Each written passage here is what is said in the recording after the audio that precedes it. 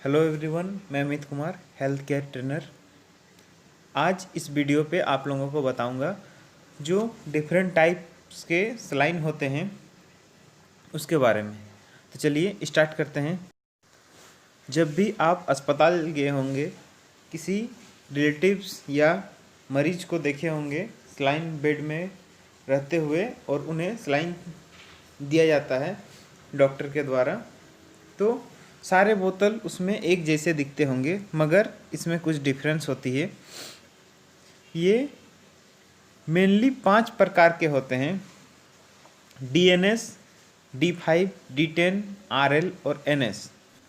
अगर आप इस वीडियो को पूरा देखते हैं तो आप लोग भी अस्पताल में देखते साथ समझ जाएंगे कि मरीज को कौन सा सलाइन चढ़ाया जा रहा है और किस लिए चढ़ाया जा रहा है। सलाइन की ज़रूरत मरीज को तब होती है जब उन्हें फ्लूइड की ज़रूरत होती है, वो चाहे डायरिया की कंडीशन हो, उल्टी हो, दस्त हो, कमजोरी हो या किसी बीमारी की वजह से आई शरीर में फ्लूइड लॉस हो। तो आइए जानते हैं इसको एक एक करके। सबसे पहले देखेंगे DNS।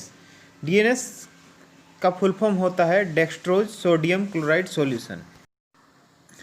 इसमें डेक्स्ट्रोज यानी ग्लूकोज का एक फॉर्म होता है जिससे एनर्जी दूर होती है, और सोडियम क्लोराइड जो आयन होती है इसका कंपोजिशन होता है। इसका ये 500 ml की बोतल आती है और लगभग 30 रुपये के प्राइस पर आती है। इसका उपयोग डिहाइड्रेशन, डायरिया, शरीर में पानी की कमी या दुर्घटना के बाद ज़रूरत होती है। दुर्घटना के बाद जब मरीज को फ्लूइड की ज़रूरत होती है तो उसे दिया जाता है। इसको ज़्यादा से ज़्यादा एक दिन में यानी 24 घंटे में 3 से 4 बोतल चढ़ाया जाता है। डायबिटीज़ पेशेंट और हाइपरटेंशन पेशेंट तथा प्रेग्नेंट लेडी को इसे देना ही नहीं चाहिए, क्योंकि डायबिटीज़ पेशेंट को देंगे तो इसमें डेक्स्ट्रोज है जो उसका diabetes level, body glucose level बढ़ा देगा, तथा इसमें सोडियम क्लोराइड आयन भी होती है जो अगर हाइपरटेंशन पेशेंट को देंगे तो ये आयन, इसमें सोडियम मेनली हाइपरटेंशन यानी ब्लड प्रेशर बढ़ा देगा। इसीलिए डायबिटीज़ पेशेंट और हार्ट पेशेंट को इन्हें नहीं देना चाहिए। अगला है RL, जिसका फुल फॉर्म होता है रिंगर लैक्टेट सॉल्यूशन। ये भी 500 ml के बोतल में आती है तथा लगभग 30 से 50 रुपये के MRP में आती है। इसका यूजेज डिहाइड्रेशन, डायरिया में किया जाता है, उल्टी, दस्त, शरीर में पानी की कमी हो जाना, न्यूट्रिशन की कमी में इसका उपयोग किया जाता है, तथा मरीज को जब किसी बड़े ऑपरेशन, सर्जरी हो जाता है उसके बाद इस RL सलाइन का उपयोग किया जाता है। इसे भी दिन में यानी 24 घंटे में 3 से 4 बोतल ही देना चाहिए। उससे ज़्यादा देने से मरीज को साइड इफ़ेक्ट हो सकती है। डायबिटिक पेशेंट में इसे यूज किया जाता है। इसे देने से मरीज का ब्लड ग्लूकोज लेवल हाई नहीं होता है, और हाइपरटेंशन पेशेंट जो होते हैं उसे भी ये RL का सलाइन दिया जा सकता है। NS अगला है, जिसे कहते हैं नॉर्मल सलाइन बोतल।